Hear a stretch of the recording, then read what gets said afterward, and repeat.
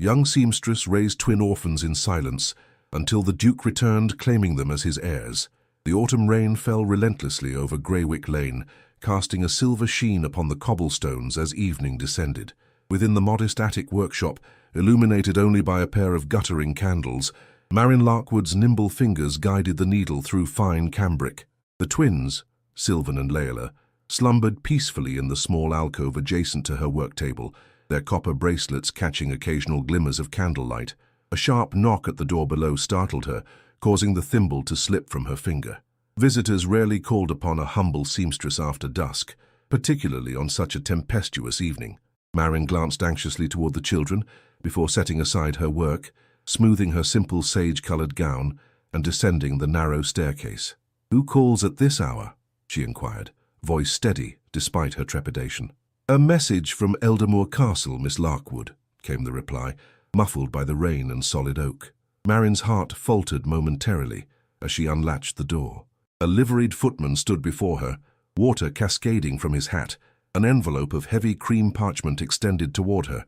Upon its seal, the crest of Veriton gleamed darkly in the lamplight, a stag beneath twin stars.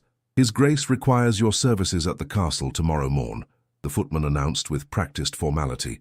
"The Duke has returned to Eldermoor and requires alterations to his ceremonial attire for the welcoming assembly." Whispers of the Duke's return had filtered through Greywick for weeks, though Marian had paid them little heed. 7 years had passed since his departure following the tragic death of his Duchess and the mysterious disappearance of their infant heirs. 7 years since Marian had discovered 2 abandoned babes upon her doorstep, each bearing a curious copper bracelet. "I shall attend His Grace," Marian replied, accepting the summons with a curtsy so subtle it barely disturbed the air. The footman nodded curtly before turning back into the deluge, leaving Marian to close the door upon the night once more. Her fingers trembled as they traced the waxen seal. The Duke of Eldermoor had returned, the man whose name she dared not speak aloud, whose shadow had unknowingly fallen across her modest existence for 7 years. She ascended the stairs slowly, the parchment heavy in her hand. The children slept on undisturbed, unaware of the thread of fate that had begun to draw tight around them all. Sylvan's dark curls fell across his forehead in a manner so reminiscent of nobility that Marian felt her breath catch. Beside him, Layla's delicate features appeared almost ethereal in the flickering light, the copper bracelet gleaming dully against her wrist. "What shall become of us?" Marian whispered to the silence. Morning arrived swiftly, grey and misty. Marian dressed the children with particular care, Sylvan in his finest woolen coat with brass buttons, Layla in a dress of dove-grey muslin with a ribbon matching her eyes. "Must we accompany you, Mother?" Sylvan inquired, fidgeting beneath her attentions. "I have no one with whom to leave you," Marian explained gently, adjusting his collar. "You shall sit quietly while I attend to His Grace's requirements." The journey to Eldermoor was undertaken in sombre silence, the hired hackney carriage rattling along the winding road that separated Greywick from the ancestral seat of the Veriton family. The castle loomed before them eventually, its ancient towers piercing the mist like sentinels. "It resembles a painting from my storybook," Layla whispered, pressing her small face against the carriage window. Marian said nothing, her gaze fixed upon the approaching gates with an intensity that betrayed her disquiet. The carriage passed beneath the stone arch, hooves echoing against ancient cobbles, before coming to rest in the courtyard. A steward awaited them, his expression impassive as he regarded the modest seamstress and the 2 children who clung to her skirts.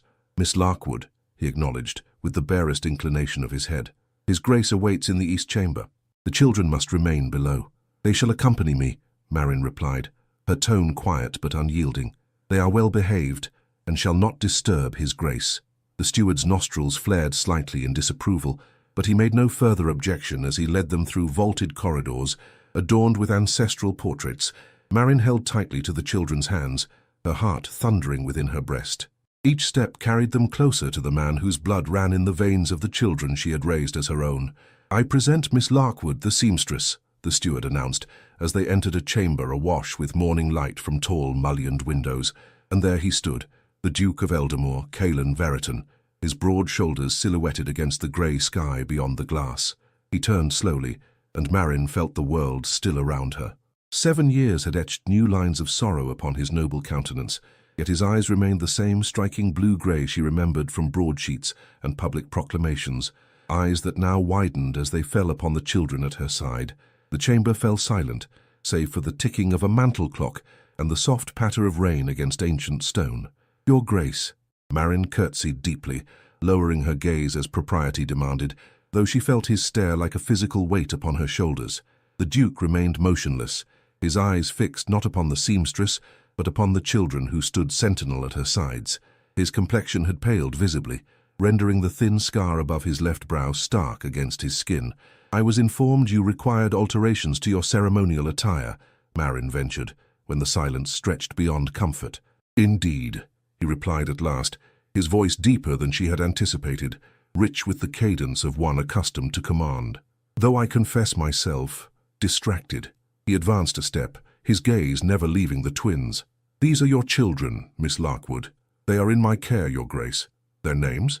Marin hesitated, her fingers tightening imperceptibly around the children's hands. "Sylvan and Layla, Your Grace." A muscle twitched in his jaw. "Curious names. Of your choosing. They seemed fitting." The Duke's attention shifted to her face then, his gaze penetrating. "Indeed, the ceremonial coat requires slight adjustment to accommodate changes in my form over these 7 years. I trust you can manage such alterations." "Certainly, Your Grace." He nodded toward a garment draped across a nearby chaise, a coat of midnight blue velvet, adorned with silver embroidery at the cuffs and collar. "I shall require it by tomorrow evening for the assembly." Marin released the children's hands, instructing them with a gentle murmur to sit upon a bench near the window as she approached the coat. Her practiced eye assessed the garment, noting where adjustments would be required.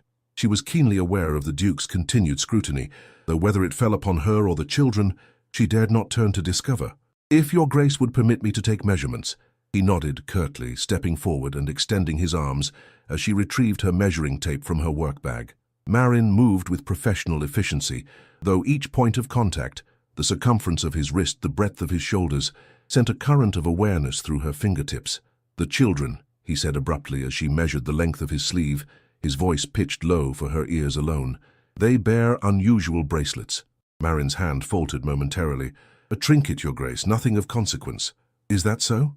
Before she could respond, Layla had abandoned her position on the bench and approached, her natural curiosity overcoming the solemnity of the occasion. She gazed up at the Duke with wide grey eyes so similar to his own that Marin felt a tremor of dread. "Are you truly a Duke?" the child inquired, her voice clear as a bell in the hushed chamber. "Layla," Marin admonished softly. "Return to your seat at once." "Let her remain," the Duke commanded, his tone gentler than before. He knelt upon one knee, bringing himself to the child's level. "I am indeed Miss Layla, though it is merely a title bestowed by circumstance of birth, not merit. Mother says merit matters more than birth," Layla replied earnestly. "Does she indeed?" A ghost of a smile touched his lips, as his gaze flickered to Marin before returning to the child. "Your mother sounds most wise." "She is not truly our mother," Sylvan announced, having approached silently to stand beside his sister. "She found us as babes and kept us safe." The chamber stilled, the admission hanging in the air like smoke. Marin closed her eyes briefly, a prayer for deliverance forming wordlessly in her heart. "Found you?" the Duke echoed, his voice carefully neutral despite the intensity of his gaze. "Upon her doorstep," Sylvan continued, oblivious to the tempest gathering in the room. "In the rain, with naught but blankets and these bracelets to our names." The Duke extended his hand toward Layla's wrist with deliberate slowness. "May I?" The child nodded, allowing him to examine the copper bracelet that encircled her slender wrist. His fingers traced the engraved symbols with a reverence that bordered on anguish. "And you, young sir?" he asked, turning to Sylvan. "Do you bear the same mark?" Sylvan displayed his own bracelet without hesitation, the copper gleaming dully in the grey morning light. The Duke rose to his full height, his expression inscrutable as he turned to Marin. "Miss Larkwood, I believe we have matters of grave import to discuss." A soft knock at the chamber door interrupted them, and the steward reappeared with a bow.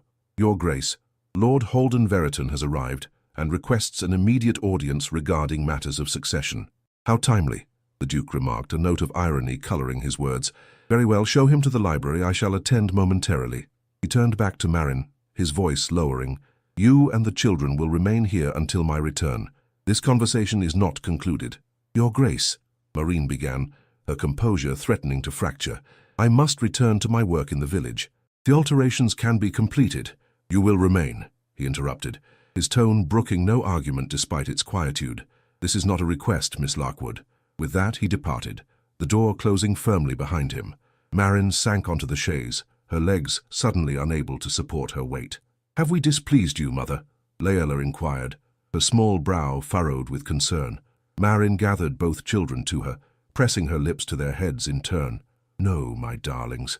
You have done nothing wrong. She drew a shuddering breath, but I fear we stand upon the precipice of great change. Beyond the chamber windows, rain began to fall in earnest once more, sheets of silver cascading from a leaden sky. Marin paced the perimeter of the room, each tick of the mantel clock a reminder of their confinement. The children had grown restless, though they maintained the decorum she had instilled in them from their earliest years. Why does he keep us waiting? Sylvan asked, his inherent dignity betrayed only by the impatient tap of his foot against the polished floorboards. A duke attends to many matters of importance, Marin replied, striving for a calm she did not feel. We must be patient. In truth, she contemplated escape with every circuit of the room. The windows were too high, the corridors surely monitored. Moreover, flight would only confirm suspicions she had long feared would materialize. The copper bracelets had haunted her dreams for 7 years, their mysterious engravings a constant reminder that the children were not truly hers to keep. The door opened without warning, revealing not the Duke, but a stern-faced woman in the severe black dress of a housekeeper, her hair pulled into a tight chignon beneath a starched cap. I am Mrs. Redenfall, housekeeper of Eldermore, she announced, her gaze sweeping critically over Marin and the twins.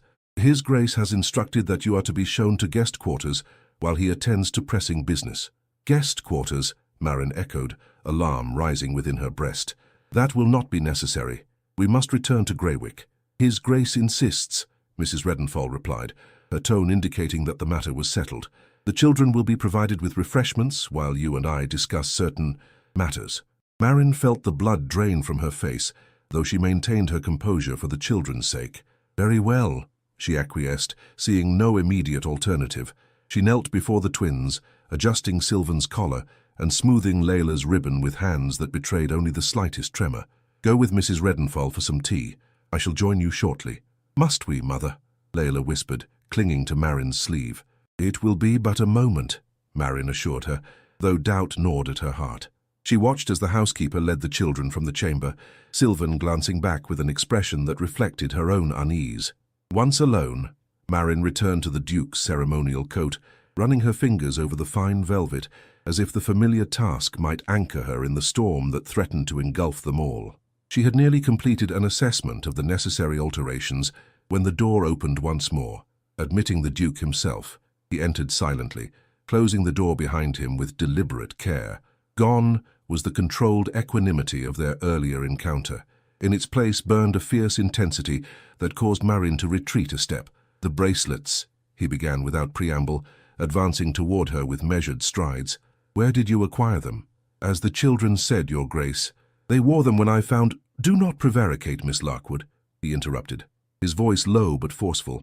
Those bracelets were commissioned by my late wife for our children who vanished the very night Eldermore was breached, and the Duchess lost her life. Marin blanched. I had no knowledge of this, I swear it. The children were abandoned at my door 7 years past, during the great storm that ravaged these lands. I took them in, cared for them as my own. You never thought to inquire about their origins, to seek their rightful family. I made inquiries, she countered, lifting her chin despite the fear that threatened to consume her. None claimed them. The parish had orphans enough without 2 more mouths to feed. Would you have preferred I left them to the mercy of the workhouse? The Duke's expression shifted, a shadow of remorse passing over his features. He turned from her to pace before the fireplace, his hands clasped behind his back. Why did you not come forward when news of the missing heirs was proclaimed throughout the county? By the time word reached Greywick, the children were already established in my care, Marin replied softly. They had survived illness and hardship. They called me mother. How could I surrender them to a distant nobleman who might view them merely as political pawns? He whirled to face her, indignation flashing in his eyes. You presumed much about a man you never met, madam.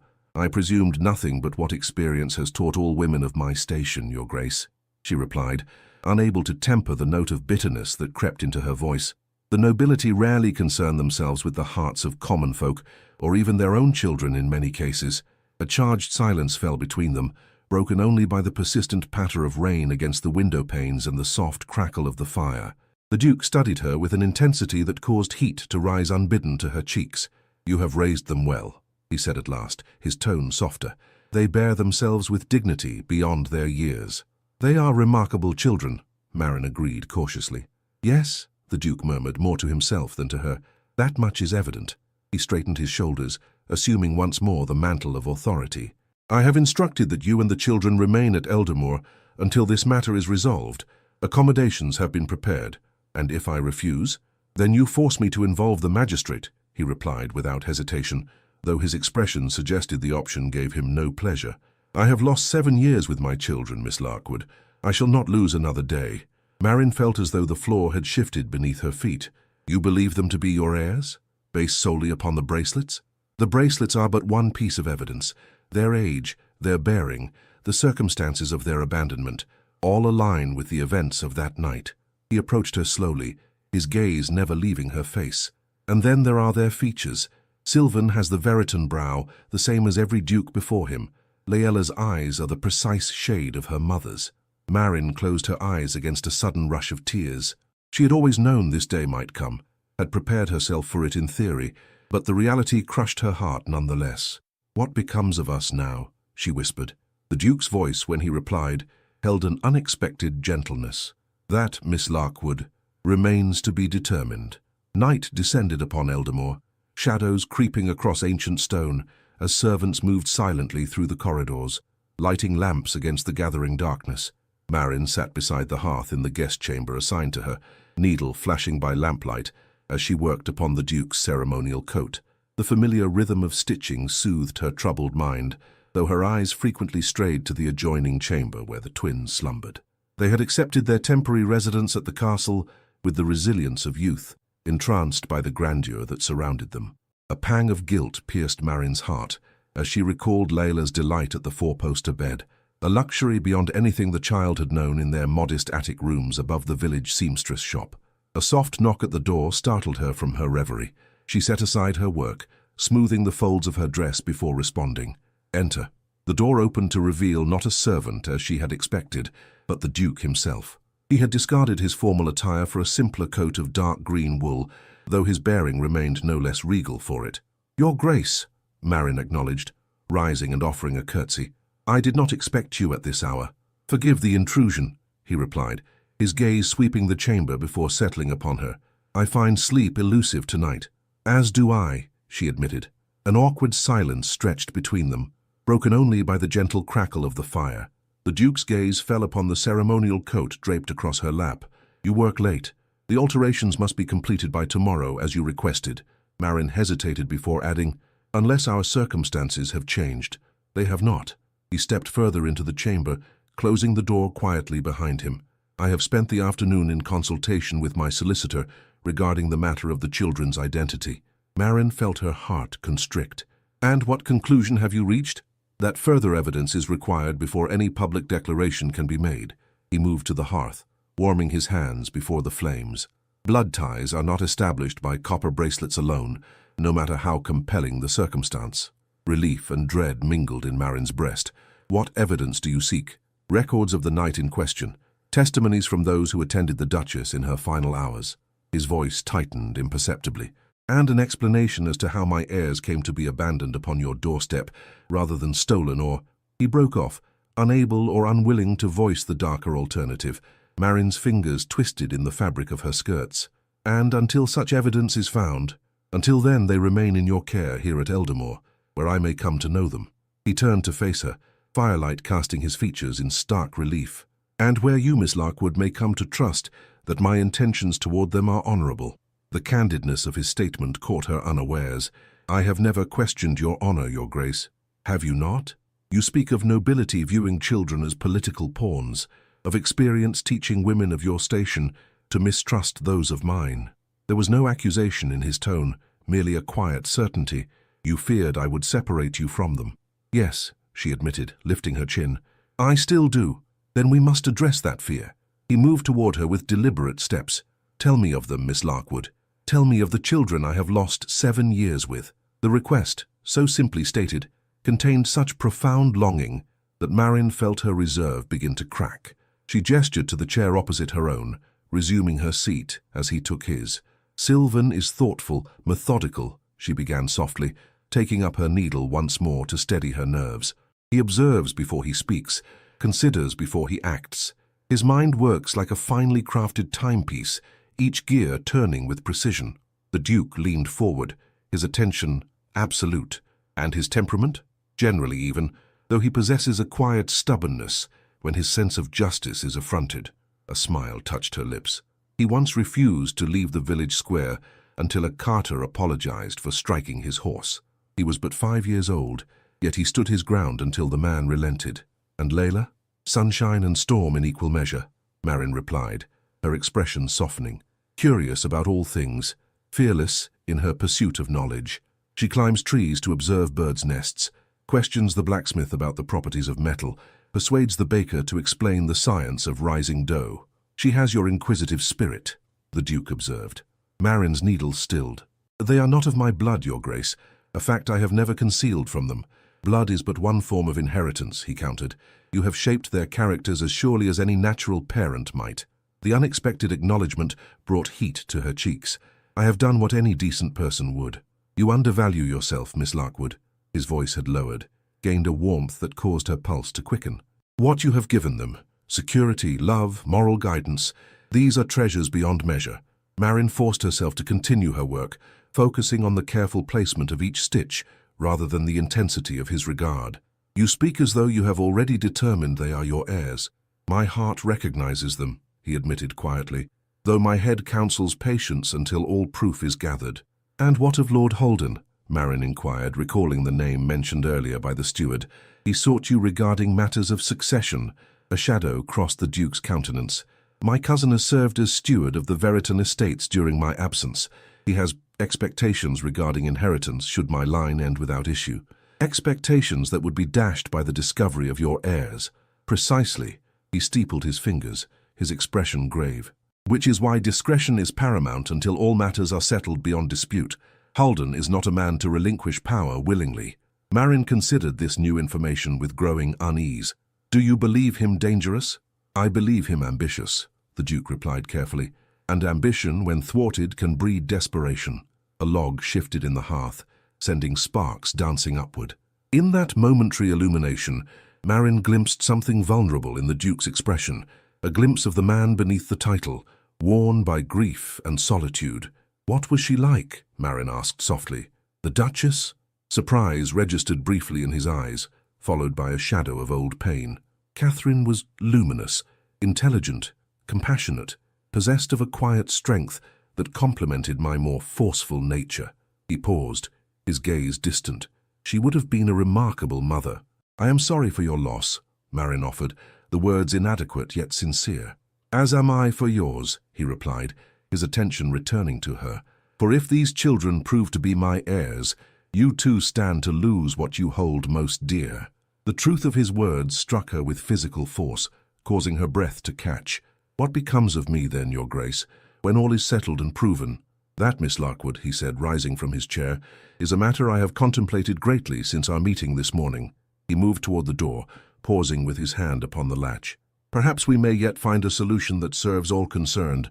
With that cryptic statement he departed, leaving Marin to stare after him, the ceremonial coat forgotten in her lap, as a new, unwelcome hope began to take root in her heart. Morning brought a temporary cessation of rain, weak sunlight filtering through lingering clouds to cast pale diamonds across the polished floors of Eldamore. Marin had risen with the dawn to complete her work on the Duke's coat, her fingers stiff from hours of meticulous stitching. The twins still slumbered, exhausted from their adventures of the previous day, exploring the castle's vast kitchens under the grudging supervision of Mrs. Redenful. A soft knock heralded the arrival of a maidservant bearing a breakfast tray, and news that the Duke requested Marin's presence in the library once she had attended to her morning ablutions. The girl also delivered a dress of deep burgundy wool, simple in design, yet far finer than anything in Marin's own wardrobe. "His Grace thought you might appreciate a change of attire, miss," the maid explained, laying the garment across the bed, "on account of your own things still being at your residence." Marin touched the fabric with uncertain fingers. Please convey my thanks to His Grace, though the gesture was unnecessary. The maid curtsied and withdrew, leaving Marin to contemplate this unexpected courtesy.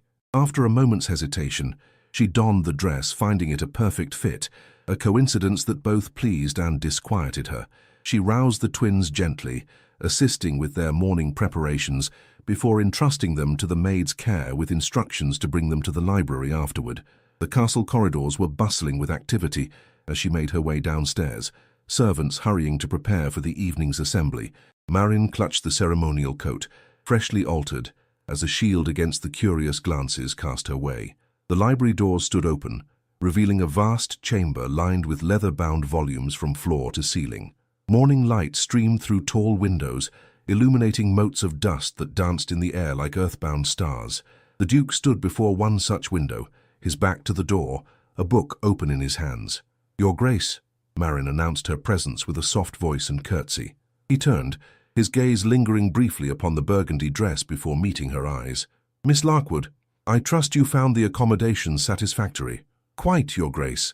Thank you for your consideration." She extended the ceremonial coat. "The alterations are complete." He accepted the garment, examining her handiwork with an appreciative eye. "Excellent craftsmanship. You are as skilled as your reputation suggests." "You had inquired about my work previously. I make it a point to know the tradespeople within my domains," he replied smoothly, though something in his expression suggested this was not the entire truth. "Please, be seated." Marin lowered herself onto a leather armchair, her posture straight despite her fatigue. The Duke placed the coat aside and took the seat opposite her, his manner more formal than during their late-night conversation. "I have made inquiries regarding the night of the children's appearance at your door," he began without preamble. "The storm you mentioned coincides with the date of the Duchess's death and the disappearance of our heirs." Marin nodded slowly. "It was a terrible night. Thunder that shook the very foundations of Greywick. I would not have heard their cries had I not been awake, working on a commission that could not wait till morning." "Providence, perhaps," the Duke murmured. He leaned forward, his expression intent. "Miss Larkwood, I must ask you directly. Did you observe anyone that night? Any figure who might have left the children in your care?" "No," she replied truthfully. "I heard only the crying. When I opened my door, there was naught but the basket, the children within, and the rain." She hesitated before adding, "Though I did find a note." The Duke stiffened visibly. "A note? You made no mention of this yesterday." "It contained little information," Marin explained hastily. "Merely a request to care for the children, signed with an initial rather than a name." "Do you still possess this note?" "Yes. It remains with my personal effects in Greywick. I shall send for it immediately." He rose, crossing to a bell pull and summoning a servant with a single tug. When the man appeared, the Duke issued brief instructions regarding the retrieval of items from Marin's residence. "Now," he continued once they were alone again, "there is the matter of Lord Holden's visit yesterday. He arrived to inform me that in my absence he has been managing affairs with an eye toward his eventual inheritance." "He assumed the children were lost," Marin observed. "Indeed, an assumption he is reluctant to abandon, particularly upon hearing rumors of 2 children bearing a striking resemblance to the Veriton line." The Duke's expression hardened. "He has requested a formal investigation into your circumstances." Alarm flared in Marin's breast. "On what grounds?" "He suggests impropriety, that you may have been complicit in the events of that night, seeking to benefit from the children's status." "That is absurd," Marin exclaimed, indignation overcoming propriety. "I was a girl of 19 when they came to me, struggling to maintain my father's business after his passing. What possible advantage could I have sought?" "The eventual recognition of your wards as heirs to one of the wealthiest estates in the county," the Duke replied calmly, though his tone suggested he did not share his cousin's suspicions. "With yourself as their guardian controlling their inheritance until majority." Marin rose to her feet, trembling with suppressed emotion. "I have lived modestly these 7 years, Your Grace. We occupy 2 rooms above my shop. The children attend the village school. If wealth was my aim, I have demonstrated remarkable patience and poor planning." A hint of a smile touched the Duke's lips. "A logical observation, and one I made to Holden myself." "Then why pursue this investigation?" "Because Holden insists, and as matters stand, he has certain rights as presumptive heir." The Duke moved toward her, close enough that she could detect the faint scent of sandalwood that clung to his clothing. "But there are ways to circumvent his interference." "What ways?" Marin asked, suddenly aware of their proximity in a manner that sent blood rushing to her cheeks. The Duke regarded her steadily. A legal arrangement that would protect both the children and yourself from his machinations, while investigations proceed at a more measured pace. Before he could elaborate, the library doors burst open, admitting the twins in a flurry of excited energy. They halted abruptly upon seeing the Duke, remembering the manners Marine had instilled in them. "Good morning, Your Grace," they chorused, executing the bows and curtsies they had practiced in their modest home for occasions that rarely materialized. The Duke's expression softened as he regarded them. "Good morning, Sylvan, Layla. I trust you slept well?" "The bed was enormous," Layla declared with characteristic frankness, "like sleeping upon a cloud." "The most accurate description," the Duke agreed, his tone warming. "I have arranged for you both to join me on a tour of the castle grounds this morning. Would that be agreeable?" The children looked to Marin, seeking permission. She nodded, unable to deny them this opportunity despite her misgivings. "Excellent," the Duke pronounced. "Miss Larkwood shall accompany us, of course." His inclusion of her brought a flush of relief. "You are most kind, Your Grace." "Not kindness, Miss Larkwood," he replied quietly. "Recognition of your place in their lives." He turned his attention back to the children. "Before we depart, I have something for each of you." From his desk, he retrieved 2 small parcels wrapped in silver paper. A modest welcome to Eldamore. The children accepted the gifts with wide eyes, looking once more to Marin for permission to open them. At her nod, they carefully unwrapped the packages to reveal 2 books bound in tooled leather. For Sylvan, an illustrated volume on natural philosophy. For Layla, a collection of myths and legends with hand-colored plates. "These were favorites of mine at your age," the Duke explained, his voice carrying an undercurrent of emotion. "I thought perhaps you might enjoy them as well." The genuine delight that illuminated the children's faces pierced Marine's heart with bittersweet joy. They thanked him with the sincerity that was their nature, already turning pages with reverent fingers. Watching them, the Duke's expression held such naked longing that Marin was forced to look away, lest her own emotions betray her. This moment, the first gift from father to children, was one she had never anticipated witnessing. It represented both fulfillment and loss, the beginning of a bond that might ultimately exclude her. "Shall we proceed to the grounds?" the Duke suggested after allowing the children a moment with their treasures. "The gardeners have maintained the maze in excellent condition. It was a favorite amusement of mine as a boy." As they departed the library, Marin felt the weight of uncertainty press upon her shoulders once more. The Duke walked ahead with the children, already engaged in animated conversation. She followed at a discreet distance, observing the natural ease that had developed between them in so short a time. It was, she realized with painful clarity, precisely as it should be, and precisely what she had always feared. The gardens of Eldamore stretched before them like a verdant tapestry, autumnal hues beginning to touch the edges of the formal parterres. Mist clung to the lower terraces, lending an ethereal quality to the landscape, as the Duke led them along gravelled paths toward the hedge maze. The children walked on either side of him, their new books clutched protectively to their chests, faces upturned as he explained the history of the estate's gardens. Marin followed several paces behind, her thoughts as tangled as the yew hedges that rose before them. The Duke's mention of a legal arrangement had unsettled her deeply. What form might such an arrangement take? A formal guardianship that would bind her to Eldamore while investigations proceeded, or perhaps something more permanent, a position within the household that would allow her to remain near the children without the intimacy of maternal bonds? Her musings were interrupted by Layla's clear voice calling to her, "Mother, come quickly. His Grace says there's a fountain at the center of the maze with a statue that spouts water from its mouth." Marin quickened her pace to join them at the maze entrance, where the Duke stood with an expression that mingled amusement and something less definable as he regarded her. "The children are eager to attempt the maze," he explained, "though I caution them, it is more challenging than it appears." "We shall conquer it nonetheless," Sylvan declared with the quiet confidence that characterized him. "Layla and I are accomplished puzzle solvers." "Indeed?" The Duke raised an eyebrow, a smile playing at the corners of his mouth. "Then perhaps a friendly wager is in order. You and your sister shall enter by the east path while Miss Larkwood and I take the west. We shall see who reaches the central fountain first." The twins exchanged a glance of silent communication before nodding their agreement. The Duke turned to Marin, offering his arm with formal courtesy. "Shall we, Miss Larkwood?" She hesitated only momentarily before placing her gloved hand upon his sleeve. "The children are quite determined, Your Grace. I fear you may have underestimated their capabilities." "I suspect I have underestimated many things where they are concerned," he replied, as they watched the twins disappear into the maze with purposeful strides. He led Marin toward the western entrance, their pace unhurried. "And where you are concerned as well, perhaps. I am but a simple seamstress, Your Grace. There is nothing simple about raising 2 children alone while maintaining a business," he countered, "particularly when those children may be heirs to a dukedom."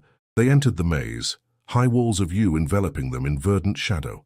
The Duke navigated the turns with the ease of long familiarity, though he made no effort to hasten their progress.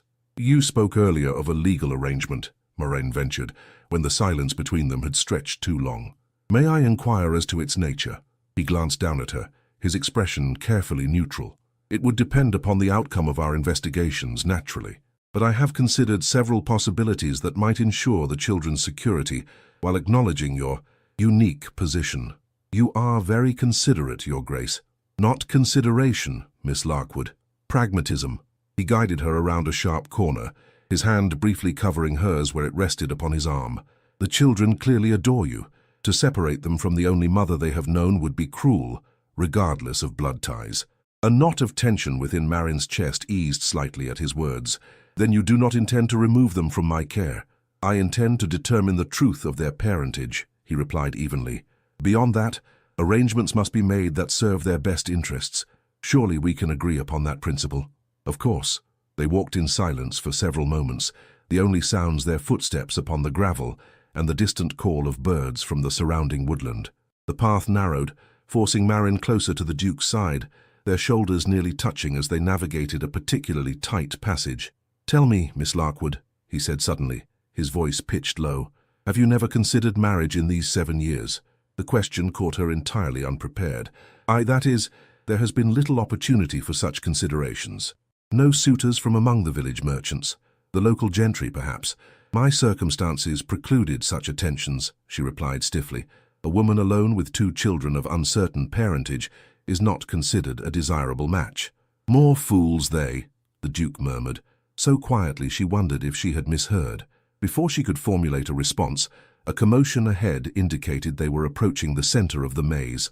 Rounding a final corner, they emerged into a circular clearing dominated by a stone fountain where Neptune brandished his trident, water cascading from the mouths of dolphins that surrounded his feet. Beside the fountain stood the twins, their expressions triumphant. "We have been awaiting you these 5 minutes past, Your Grace," Sylvan announced with dignified satisfaction. "So I observe," the Duke acknowledged, his tone betraying genuine admiration. "You have indeed proven yourselves worthy opponents. We employed a systematic approach," Layla explained eagerly. Sylvan recalled reading that most mazes can be solved by maintaining constant contact with the leftmost wall. "A sound strategy," the Duke agreed, releasing Marin's hand to approach the children. "One that demonstrates both intelligence and practical application of knowledge." Marin watched as he engaged them in animated discussion of maze-solving techniques, their initial wariness toward him now replaced by enthusiastic participation. The scene before her, the Duke and the children conversing beside the fountain, sunlight dappling their figures through the gap in the hedges above, created a tableau of familial harmony that caused her throat to tighten with emotion. They belonged together. The truth of it was undeniable, written in the angle of Sylvan's brow, the shape of Layla's eyes, the unconscious gestures they shared with the man who stood before them. If they were indeed his heirs, and Marin's heart told her they must be, then her role in their lives would inevitably change. The question that remained was whether there would still be a place for her at all. A rustle in the hedge behind her interrupted her thoughts. Turning, she glimpsed a figure withdrawing hastily from view, a man in dark clothing whose face she had not seen clearly. The encounter, brief as it was, sent a chill of unease through her. "Your Grace," she called softly, moving to join the group at the fountain. "I believe we are observed." The Duke's expression sharpened instantly, his posture straightening as he placed himself between the children and the direction of her gaze. "Recently?" he inquired, his voice low enough that the twins, now distracted by the fountain's splashing waters, would not overhear. "Just now," Marin confirmed. "A man in dark attire. I did not see his face." The Duke's jaw tightened. "We shall return to the castle at once." He turned to the children with a smile that betrayed none of his concern. "I believe we have earned refreshments after our adventure. Mrs. Penbury, the cook, has prepared cherry tarts that I suspect you might enjoy." The promise of sweets was sufficient to divert the children from any questions about their sudden departure. The Duke led them from the maze by the most direct route, his hand occasionally coming to rest protectively upon Sylvan's shoulder or Laela's back. Marin followed close behind, the sense of being watched persisting until they reached the gravelled terrace that bordered the main house. As they ascended the steps to the terrace, Marin noticed a figure observing them from an upper window, a man with sharp features and an expression of cold calculation. He withdrew upon noticing her attention, but not before she had marked his appearance. "The man at the window," she murmured to the Duke as they entered the house. "Who is he?" "Lord Halden Veriton," the Duke replied grimly. "My cousin, and until yesterday, the presumptive heir to everything you see around you." Understanding dawned with chilling clarity. "The man in the maze may well have been in his employ," the Duke confirmed, "gathering evidence, perhaps, or merely observing our interactions." His expression hardened. "Either way, it appears our time for careful deliberation may be shorter than anticipated." He gestured to a passing footman. "Escort Miss Larkwood and the children to the morning room for refreshments. I shall join you shortly." With that, he strode away toward the grand staircase, his bearing that of a man preparing for confrontation. Marin guided the children in the direction indicated by the footman, her mind racing with new fears. If Lord Halden viewed the twins as a threat to his inheritance, and the evidence suggested he did, then what measures might he take to discredit or remove them from consideration? And what role might she, their supposed mother, play in his schemes? The morning room of Eldermore presented a tranquil scene. Sunlight streaming through tall windows to illuminate cream-colored walls adorned with delicate pastoral paintings, a silver tea service gleaming upon a mahogany table, platters of cherry tarts, arranged with artful precision. Yet Marin could not shake the sense of foreboding that had settled upon her since their encounter in the maze. The twins, oblivious to adult concerns, partook of the refreshments with unconcealed delight, Laela exclaiming over the tartness of the cherries, while Sylvan methodically examined the flaky layers of pastry before taking his first bite. Marin smiled at their pleasure despite her unease, grateful for their resilience in the face of such dramatic changes to their circumstances. A commotion in the corridor drew her attention, raised voices approaching the morning room door, one unmistakably the Duke's, the other colder, more strident. "You overstep your bounds, Halden," the Duke declared as the door swung open, admitting him and a man Marin recognized as the figure from the window, tall and lean, with features that might have been handsome were they not arranged in an expression of perpetual disdain. "I merely seek to protect what is rightfully mine," Lord Halden replied, his gaze sweeping dismissively over Marin before fixing upon the children with calculated assessment. "What is rightfully Veriton, I should say?" The Duke's jaw tightened visibly. "Nothing is rightfully yours until established by law and lineage, a fact you seem increasingly eager to overlook." Halden offered a thin smile that failed to reach his eyes. "Speaking of law, cousin, I have taken the liberty of requesting the magistrate's presence tomorrow to investigate certain irregularities surrounding these children and their supposed caretaker." Marin rose from her seat, her spine stiffening with indignation. "If by irregularities you refer to my discovery of abandoned infants upon my doorstep, Lord Halden, I assure you there is nothing irregular about an act of common decency." "Common indeed," Halden remarked, the double meaning unmistakable. "How fortunate for you that these particular abandoned infants bore such striking resemblance to the missing Veriton heirs." The Duke stepped forward, his expression thunderous. "You forget yourself, sir. Miss Larkwood is a guest in my home and deserves the courtesy accorded to her station." "Her station?" Halden laughed, a brittle sound devoid of humor. "A village seamstress who appears from obscurity, claiming to have raised the Veriton heirs. Forgive me if I reserve judgment on what station she properly occupies." "I claim nothing, my lord," Marin interjected, conscious of the children's wide-eyed attention to the exchange. "I have raised Sylvan and Laela as my own, yes, but I have never proclaimed them to be anything other than children, entrusted to my care." "A convenient position," Halden observed, "one that allows you to adjust your story as circumstances dictate." He turned to the Duke. "You cannot seriously entertain this woman's tale without rigorous investigation. The implications for the duchy are too significant." "I entertain nothing without proper evidence," the Duke replied coldly, "which is precisely why I find your precipitous summons of the magistrate both presumptuous and inappropriate. This matter requires discretion, not the gossip such an investigation will inevitably generate." Halden's lips curved in a smile that did not reach his eyes. "Discretion or secrecy, cousin?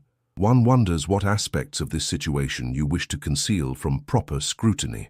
The Duke advanced a step, his voice dropping to a dangerous timbre. "Choose your next words with care, Holden. Insinuations against my honor will not be tolerated, regardless of our blood ties." A tense silence followed, broken unexpectedly by Sylvan's clear voice. "Sir," he addressed Lord Holden with the direct gaze that was his nature, "if you believe we have caused you injury, I offer my apology. It was never our intention." Holden blinked, momentarily disarmed by the child's dignity. "The injury is not of your making, boy," he replied after a pause, his tone marginally less hostile, "though it may well be of your existence." "Our existence cannot be helped," Layla observed pragmatically, setting aside her half-eaten tart. "It simply is." A strangled sound that might have been laughter escaped the Duke. "Well reasoned, Miss Layla. Indeed, existence simply is. A philosophical truth Lord Holden would do well to accept." Holden's expression hardened once more. "Philosophy will not settle matters of succession, Kaelin. Only bloodlines and legal declarations can do that." He inclined his head stiffly.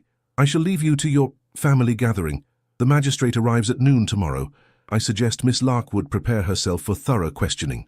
With that, he departed, the door closing firmly behind him. The Duke remained motionless for several heartbeats before turning to Marine, his expression grave. "I must apologize for my cousin's behavior. He has always possessed an unfortunate combination of ambition and entitlement." "There is no need for apology, Your Grace," Marine replied, though her heart raced at the prospect of a magistrate's inquiry. "Lord Holden's concerns, while unpleasantly expressed, are not entirely unreasonable from his perspective." "You are generous to a fault, Miss Larkwood." The Duke's gaze softened as it moved to the children, who watched the adults with solemn attention. "I fear we have spoiled the enjoyment of your tarts." "Not entirely, Your Grace," Sylvan assured him earnestly. "They were most excellent." The Duke's lips curved in a brief smile before his expression turned serious once more. "Children, might I impose upon you to explore the book collection in the adjoining room for a few moments? I must speak privately with Miss Larkwood." The twins exchanged a glance of silent communication before nodding their agreement. Once they had withdrawn, the Duke moved to the window, his posture rigid with contained tension. "Holden's involvement of the magistrate accelerates matters beyond my preference," he began without preamble. "We must act decisively before his accusations gain traction." "What do you suggest, Your Grace?" Marine inquired, her fingers twisting anxiously in the folds of her borrowed gown. "The legal arrangement I mentioned earlier." He turned to face her, his expression unreadable. "A declaration of guardianship that would place the children under my protection, while acknowledging your continued role in their lives." Relief washed through Marine, though tempered by caution. "And this would prevent Lord Holden's interference?" "Not entirely, but it would strengthen our position considerably." He hesitated before adding, "However, there is another arrangement that would provide even greater security." "What arrangement might that be?" The Duke regarded her steadily. "Marriage, Miss Larkwood." Marine's breath caught in her throat. "Marriage to whom, Your Grace?" "To me." The world seemed to still around her, the Duke's words hanging in the air between them like smoke. I do not understand," she stammered at last. "It is a practical solution," he explained, his tone carefully neutral despite the gravity of his proposal. "As my wife, your care of the children becomes unassailable from a legal perspective. Lord Holden's insinuations would lose their foundation, and any claims of impropriety in your guardianship would be rendered moot." "You speak of marriage as though it were merely a legal contract," Marine observed, struggling to maintain her composure. "Is that not what marriage has always been among the nobility?" he countered. "An arrangement for the preservation of bloodlines and estates. This would differ only in its purpose, to protect the children rather than to produce them." The practical logic of his proposal was undeniable, yet Marine felt a curious hollowness at its core. "And what of affection, Your Grace? Of companionship and mutual regard? Are these considerations entirely absent from your calculation?" Something flickered in his eyes, a brief vulnerability quickly masked. "I hold you in the highest esteem, Miss Larkwood. Your devotion to the children, your integrity, your remarkable fortitude in circumstances that would have broken many, these qualities command my deepest respect." "Respect is not love," she replied softly, surprising herself with her boldness. "No," he agreed after a pause, "but it may be a more solid foundation for the arrangement I propose." Marine turned away, her thoughts in turmoil. "You ask me to enter a marriage of convenience, to become a duchess in name while remaining a seamstress in truth. I ask you to secure your place in the children's lives," he corrected gently, And yes, to assume a title and responsibilities for which you have had no preparation. It is a great deal to ask, I acknowledge. And if I refuse? Then we proceed with the guardianship declaration and weather whatever storm Halden raises. The Duke moved closer, though he did not touch her. I do not offer marriage lightly, Miss Larkwood, nor do I wish to coerce you with fears for the children's welfare. The decision must be yours, made freely and with full understanding of its implications. Marin faced him once more, her chin lifting slightly. I require time to consider, Your Grace. Of course. He inclined his head respectfully. Though I fear time is a luxury Halden's actions have now denied us. The magistrate arrives tomorrow and we must present a united front, whatever form that may take. You shall have my answer by evening, Marin promised, her mind already racing with the enormity of the choice before her. I ask no more than that. He moved toward the door, pausing with his hand upon the latch. The children may remain with their books for now. I suggest you take this opportunity for solitary reflection. The rose garden beyond the east terrace offers both beauty and privacy, should you desire it. With that he departed, leaving Marin alone with a decision that would irrevocably alter the course of not only her life, but those of the children she had raised from infancy. The rose garden lay dormant in autumn's embrace, the summer blooms long faded, though a few hardy specimens still offered their fragrance to the afternoon air. Marin walked slowly along the gravelled paths, her thoughts as tangled as the bare canes that would, come spring, burst once more into vibrant life. The Duke's proposal replayed in her mind with relentless clarity, practical, reasonable, and utterly devoid of the sentiments one might hope to inspire a marriage offer. Yet what had she expected? That a duke might declare passionate devotion to a village seamstress after a mere day's acquaintance? The notion was absurd, the stuff of fairy stories told to impressionable girls, tales in which humble maidens were transformed into princesses through the magical power of love. Reality offered no such transformations. The Duke sought a mother for his children, a shield against his cousin's machinations. That he had chosen marriage rather than a mere declaration of guardianship spoke to his sense of honor, perhaps, but not to any deeper attachment. Marin paused beside a stone bench, trailing her fingers over its cool surface before seating herself with a sigh. What choice did she truly have?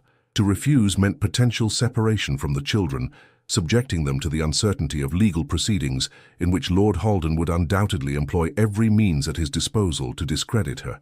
To accept meant security for Sylvan and Laela, continued presence in their lives, but at the cost of binding herself to a man who viewed their union as a mere convenience, a man who, despite his pragmatic proposal, had shown genuine tenderness toward the children, a man whose grief had shadowed his eyes when he spoke of his late wife, a man who, perhaps, was as unaccustomed to vulnerability as Marin herself.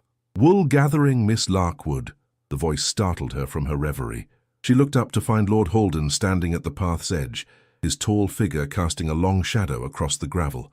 Marin rose immediately, instinctively putting distance between them. "Lord Halden, I did not hear your approach." "Few do," he remarked with a thin smile. "A useful quality in certain circumstances." He gestured toward the bench. "Please, do not stand on ceremony. I merely wish to speak with you privately, away from my cousin's watchful eye." Marin remained standing, her posture stiff with wariness. "I believe all that needs to be said between us was expressed in the morning room, my lord." "On the contrary." Halden moved closer, his manner falsely casual. "I believe we might find common ground, you and I, if given the opportunity to speak frankly." "Common ground?" Marin echoed skeptically. "I fail to see what interests we might share." "Security," he replied smoothly. "Financial security, to be precise. A concern I imagine is quite pressing for a woman in your position." Understanding dawned with chilling clarity. "You wish to bribe me, Lord Halden?" He winced theatrically at her bluntness. Such an ugly word for a mutually beneficial arrangement. "I prefer to think of it as compensation for clarifying certain matters regarding the children's origins." "There is nothing to clarify beyond what I have already stated," Marin replied, her voice steady despite the anger rising within her. "They were left in my care during the storm 7 years ago. I have raised them as my own ever since." "Yes, yes, so you claim." Halden waved a dismissive hand. "But surely there were inconsistencies in your story, details that might, upon reflection, cast doubt upon their identity as the Veritan heirs." Marin regarded him with undisguised contempt. "You ask me to lie, my lord, to perjure myself before a magistrate for your financial benefit." "For our mutual benefit," he corrected, unperturbed by her disdain. £5,000, Miss Larkwood, a sum that would establish you comfortably for life, far from Greywick and its limitations. The figure was staggering, more money than Marin would earn in 20 years of conscientious labor, yet the implication behind it struck her like a physical blow. "And the children?" she inquired, already knowing the answer. Halden shrugged elegantly.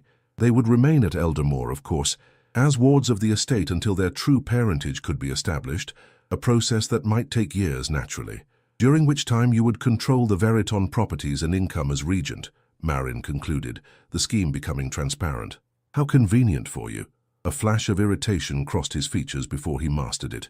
"I merely seek what is rightfully mine by expectation." Kalen abandoned his responsibilities for 7 years, leaving me to manage affairs in his absence. And now he returns to supplant me with children of dubious origin. Children who bear the Veriton features so clearly that even you cannot deny the resemblance, Marin countered. Children whose copper bracelets match those commissioned by the late Duchess.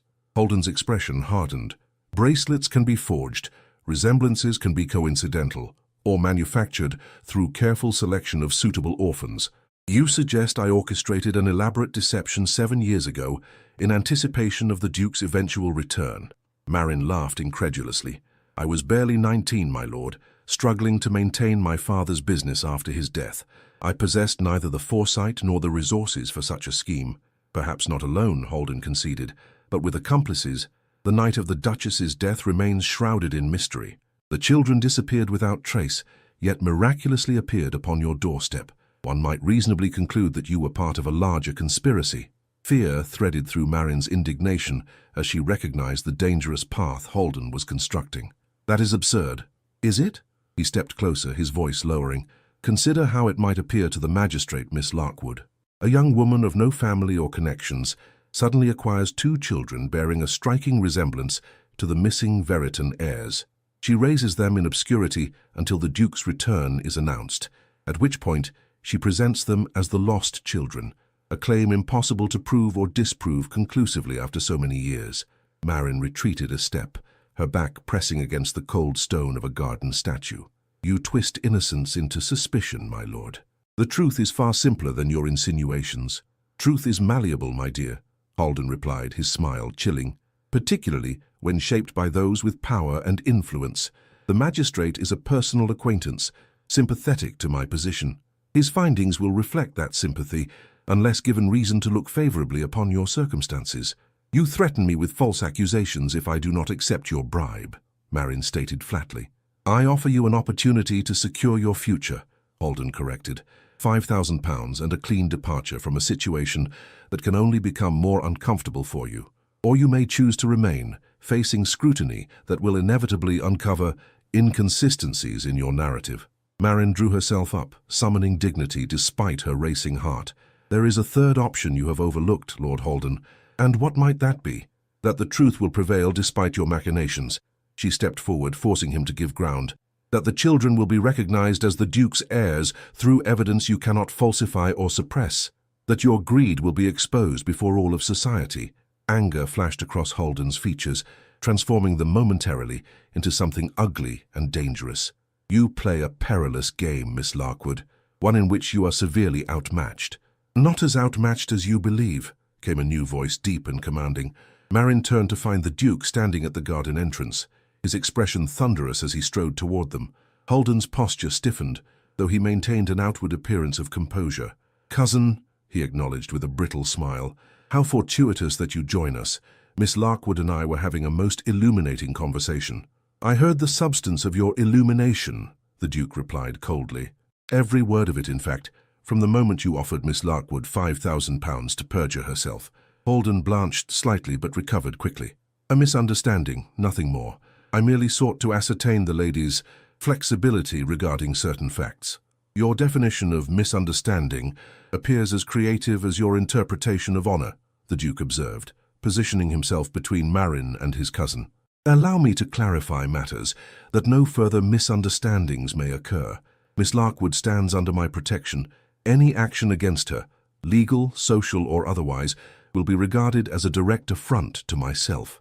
"How gallant," Holden remarked, sarcasm thinly veiling his fury. "One wonders what inspires such chivalry toward a village seamstress. Perhaps more than the welfare of supposed heirs is at stake." The Duke's expression remained impassive, though Marin observed his hands clenching at his sides. "What is at stake, Holden, is the integrity of the Veritan name, a concept with which you appear increasingly unfamiliar." "The Veritan name," Holden echoed with a harsh laugh. "How convenient that it suddenly matters to you after 7 years of abandoning your responsibilities to wallow in grief abroad." A dangerous stillness settled over the Duke. "Choose your next words with exceeding care, cousin." Holden held his gaze for a tense moment before inclining his head in mock deference. "I shall reserve my observations for tomorrow's interview with the magistrate." His gaze shifted to Marin, cold calculation evident in his expression. "My offer remains open until dawn, Miss Larkwood. Consider it carefully." With that, he departed, his tall figure soon disappearing among the garden's autumnal remains. Marin released a breath she had not realized she was holding, her composed facade threatening to crumble now that the immediate threat had withdrawn. "Are you harmed?" the Duke inquired, his tone gentler as he turned to her. "Only my pride," Marin replied, striving for lightness she did not feel. Though Lord Holden's insinuations were distressing, they were calculated to be so. The Duke's jaw tightened. "I suspected he might approach you directly, hence my suggestion of the rose garden where you might be observed from the library windows." Realization dawned. "You used me as bait to reveal his intentions?" "I provided an opportunity for him to reveal his character," the Duke corrected, "an opportunity he seized with predictable avarice."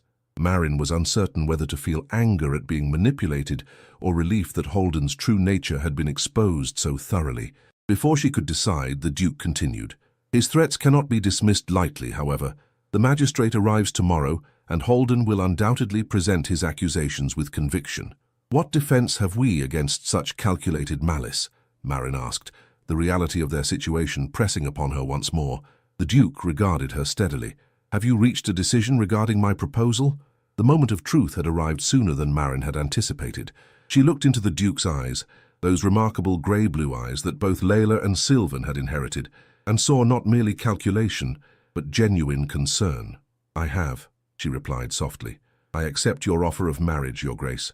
Dawn broke over Eldermore, pale light filtering through the leaded windows of the chapel where Marin stood in silent contemplation. The events of the previous evening had unfolded with dizzying rapidity following her acceptance of the Duke's proposal. A special license had been procured through connections that spoke to the Duke's influence. The castle chaplain had been summoned to perform the ceremony at first light, and now, mere hours later, she awaited the moment that would transform her from Miss Larkwood, humble seamstress, to Her Grace the Duchess of Eldermore. The gown she wore, ivory silk with delicate embroidery at the bodice and hem, had been discovered in the castle's stores, hastily altered by her own hands to fit her slender frame. A garment intended for a different bride, perhaps, or commissioned for a ball never attended. The irony of a seamstress altering her own wedding gown in the dead of night was not lost on Marin as she smoothed the fabric with trembling fingers. The children had been informed of the impending ceremony, with a simplified explanation that emphasized their continued family unity rather than the practical motivations behind the union. Their reactions had been typically distinct. Sylvan solemn and thoughtful, asking pointed questions about how the marriage would affect their daily lives. Layla immediately excited by the romantic notion, peppering Marin with questions about flowers and whether she might wear a crown. Footsteps behind her interrupted her musings. Marin turned to find Mrs. Redenfall approaching, her perpetual austerity somewhat softened by the occasion. "The Duke awaits, miss," the housekeeper announced. "The children are already seated with the witnesses." "Thank you, Mrs. Redenfall." Marin gathered her courage, following the older woman toward the chapel's inner chamber where the ceremony would take place. The space was intimate, illuminated by candles and early morning light filtering through stained glass, depicting biblical scenes of marriage and family. Only a handful of attendees were present, the children seated in the front row, flanked by the Duke's secretary and steward as witnesses, with various senior servants standing respectfully at the rear, and at the altar, the Duke himself. He turned as she entered, and Marin was struck by the intensity of his gaze. He wore formal attire, the very coat she had altered upon her arrival, its midnight blue a striking contrast to his crisp white linen and the silver embroidery that caught the candlelight as he moved. He appeared every inch the aristocrat, a man of power and authority, worlds removed from her humble origins.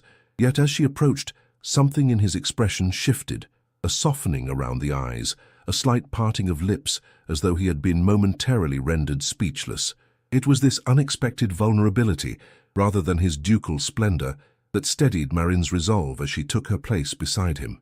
"You are beautiful," he murmured, the words clearly meant for her alone. "Thank you, Your Grace," she replied softly, uncertain how to interpret such a comment within their arrangement. "Kaelin," he corrected, "if we are to be husband and wife, you must use my given name." Before she could respond, the chaplain began the ceremony, his voice solemn as it echoed through the small chapel. The familiar words of the marriage service, heard before at village weddings but never imagined for herself, now took on new significance as Marin pledged herself to a man she had known for barely 2 days.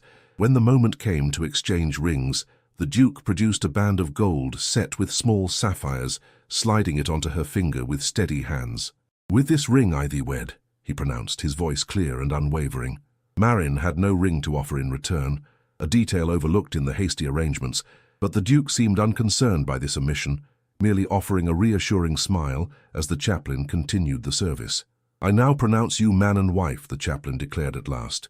"Your Grace, you may kiss your bride." Our kiss had not been discussed in their arrangement, and Marin felt a flutter of panic as the Duke turned toward her. His expression revealed similar uncertainty, but after a brief hesitation, he leaned forward and pressed his lips gently to her forehead, a chaste gesture that maintained propriety while satisfying the ritual requirements. The witnesses applauded politely, and the children rushed forward, Layla flinging herself into Marin's arms, while Sylvan approached with more dignity to offer solemn congratulations to the Duke. The moment of family unity, however orchestrated, brought an unexpected lump to Marin's throat. "The papers have been prepared for signing, Your Grace," the secretary announced, gesturing toward a small table where the marriage certificate awaited. As they moved to complete this final formality, the chapel doors burst open with a resounding crash. Lord Halden strode in, accompanied by a portly man in judicial robes, whom Marin presumed to be the magistrate, and 2 constables in official attire. "I demand this farce cease immediately," Halden declared, his voice echoing through the sacred space. "This woman stands accused of conspiracy and fraud." The Duke straightened, placing himself between Marin and the intruders. "You are too late, Halden. The ceremony is complete.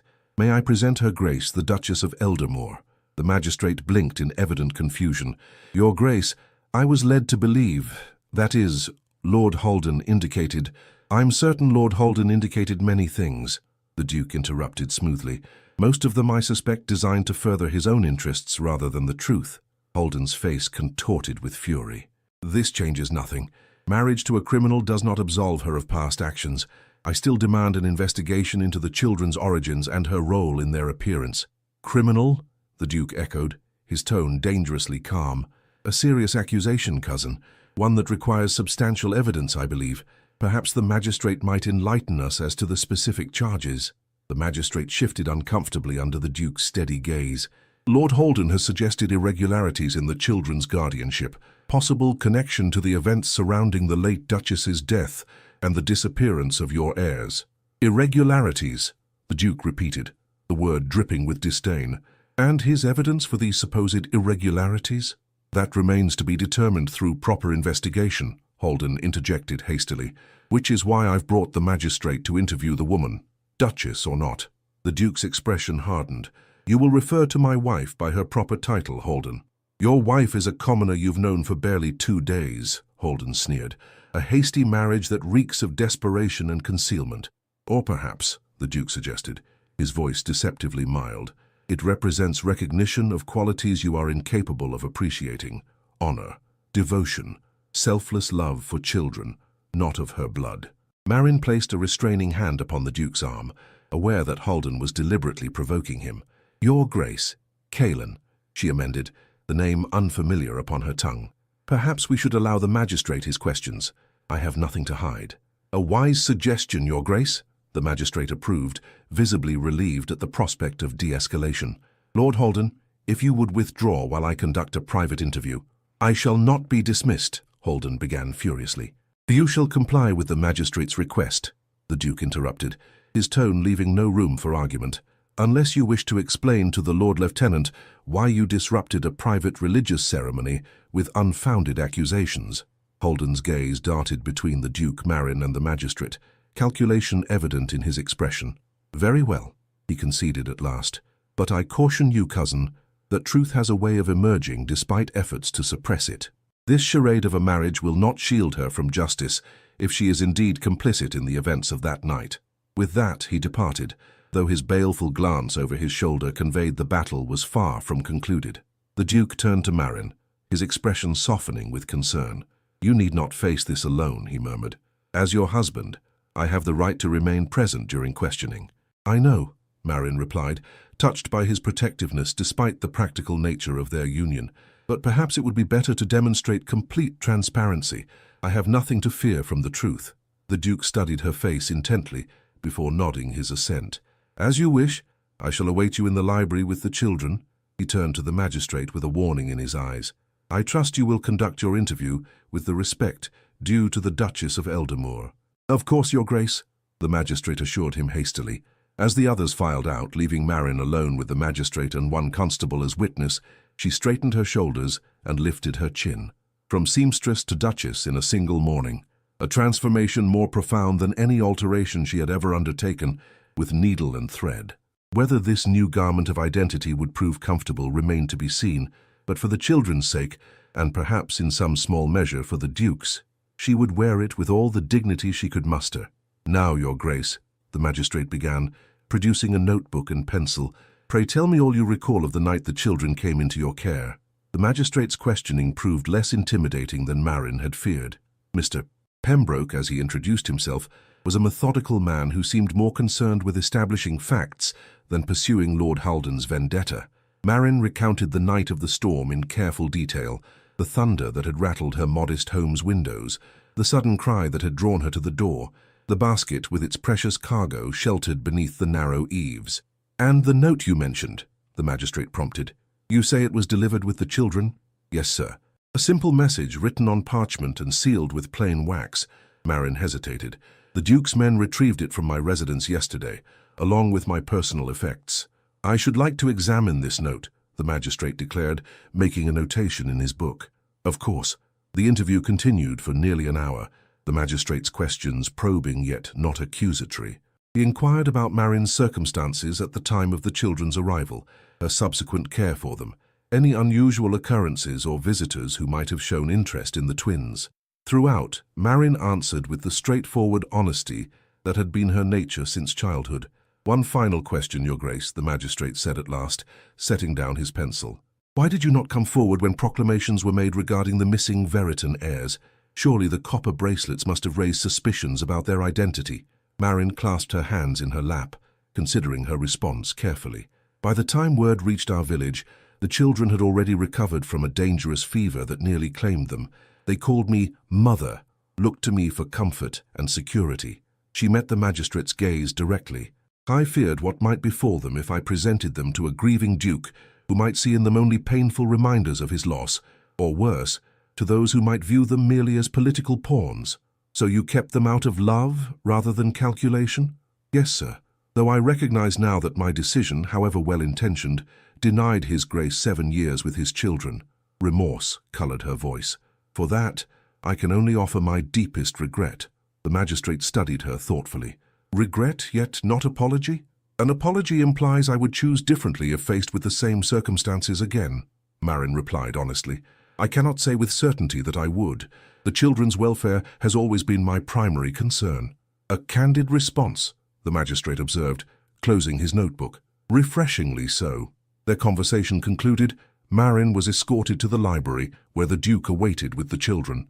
He rose immediately upon her entrance, his expression betraying the tension he had been concealing from the twins, who were engrossed in a game of chess at a small table by the window. "How fared your interview?" he inquired quietly as she approached. "Well enough, I believe," Marin replied. "The magistrate seems a fair-minded man, more interested in truth than Lord Halden's insinuations." "Pembroke is known for his integrity," the Duke agreed. Though Halden will undoubtedly attempt to influence his conclusions, before their conversation could continue, the library doors opened to admit the magistrate himself, followed by a servant carrying a small wooden box. "Your Grace," he addressed the Duke with a formal bow. "I have completed my preliminary inquiries and wish to present my findings." The children looked up from their game, sensing the gravity of the moment. Sylvan rose automatically, moving to stand beside Marin with a protective air that belied his 7 years. Layla followed, slipping her small hand into the Duke's with an instinctive trust that caused his expression to soften momentarily. "Proceed, Mr. Pembroke," the Duke instructed, his voice steady despite the tension evident in his bearing. The magistrate gestured to the servant, who placed the box upon the library table and withdrew.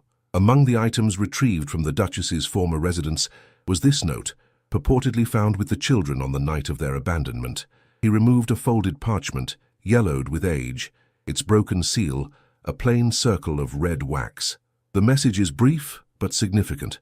If I may," at the Duke's nod, the magistrate read aloud, "Guard them well. They are of noble blood, but in mortal danger. Their mother's sacrifice must not be in vain. C.V." The Duke's face paled visibly. "Those initials correspond to your own, Your Grace. Caelan Veriton."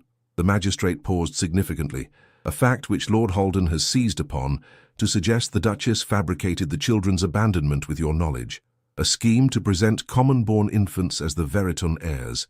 "Preposterous," the Duke declared, though Marin noted the flicker of uncertainty in his eyes as he gazed at the note. "I was abroad when the Duchess met her fate, a fact well documented." "Indeed," the magistrate agreed, "which brings me to the second item of interest." He reached into the box once more, extracting a sealed letter bearing the crest of Veriton. This was found among the late Duchess's personal effects, apparently overlooked during the chaos following her death. "It is addressed to you, Your Grace." The Duke accepted the letter with visibly trembling hands. "Catherine's seal," he murmured, tracing the emblem with his fingertip, "unbroken after all these years." "I thought it best you read its contents privately," the magistrate explained, "though I must request your permission to remain, as the letter may contain information pertinent to my investigation." The Duke nodded distractedly, his attention fixed upon the letter as he carefully broke the seal. Marin watched as he unfolded the parchment, his expression transforming from uncertainty to shock as he read the elegant script contained within. "Caelan?" Marin ventured when the silence had stretched too long. "What does it say?" He looked up, his eyes shining with unshed tears. "It is dated the very day of her death," he replied, his voice rough with emotion. "Catherine knew she was in danger. She suspected—" He broke off, glancing at the children before continuing more carefully. "She believed certain parties coveted the Veriton inheritance and would not hesitate to eliminate all obstacles to obtaining it, including the rightful heirs," the magistrate concluded grimly. "Yes." The Duke drew a steadying breath. "She writes that she entrusted the children to her most loyal lady's maid, with instructions to remove them from Eldermoor should anything befall their mother. The maid was to deliver them to a place of safety, far from those who might wish them harm." "The loyal servant being Miss Harlowe, I presume," the magistrate interjected. "The Duchess's personal attendant who disappeared the same night, presumed dead in the confusion." "Eliza Harlowe, yes." The Duke's gaze returned to the letter. "Catherine indicates she provided the children's copper bracelets as proof of their identity, should the need ever arise to reclaim them." His voice softened. "She asks my forgiveness for acting without my knowledge, but feared any communication might be intercepted." Marin's heart ached for the Duchess's desperate measures to protect her children, and for the Duke, learning only now of his late wife's fears and final acts of maternal devotion. "There is one detail that remains unclear," the magistrate observed. "How did the children come to be left specifically at the Duchess's door? Miss Harlowe would have had no prior connection to Greywick Village by all accounts. Unless," the Duke said slowly, a dawning realization in his expression, "she was following the Duchess's explicit instructions." He extended the letter toward Marin. "Read the final paragraph." Marin accepted the parchment with careful hands, finding the passage indicated, "Should fate separate us, my beloved, know that I have entrusted our precious ones to the care of Marin Larkwood in Greywick, daughter of Thomas Larkwood, who once saved my father from certain death during a hunting accident. Though she knows nothing of our connection, I have observed her from afar, and believe her to possess the character and fortitude necessary to raise our children should the worst befall us. Forgive me this secrecy, but I act only out of desperate love for them and for you." Marin stared at the words, a memory surfacing from the depths of her childhood. Her father returning late one evening, clothing sodden with another man's blood, speaking in hushed tones to her mother about an accident, a nobleman's gratitude, a promise of future consideration. "I never knew," she whispered, raising bewildered eyes to the Duke. "My father never spoke of saving a nobleman's life. The Earl of Montclair was Catherine's father," the Duke explained quietly. "The incident occurred when she was but a child. She never forgot the debt her family owed to yours." The magistrate cleared his throat. "This letter, combined with the Duchess's note and the copper bracelets, provides compelling evidence of the children's identity." He turned to Marin with new respect in his gaze. "It appears, Your Grace, that you were specifically chosen as the children's guardian, a sacred trust you have fulfilled admirably by all accounts." The realization washed over Marin like a wave.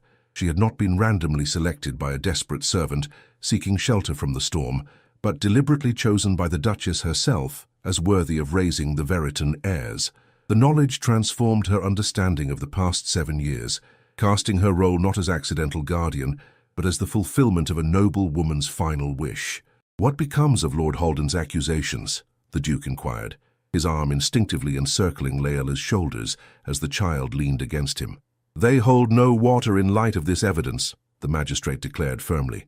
"I shall inform him that my investigation has conclusively established the children's identity as the rightful Veritan heirs, and further, that the Duchess herself arranged for their safekeeping with the current Duchess, a remarkable providence that has ensured their welfare these 7 years."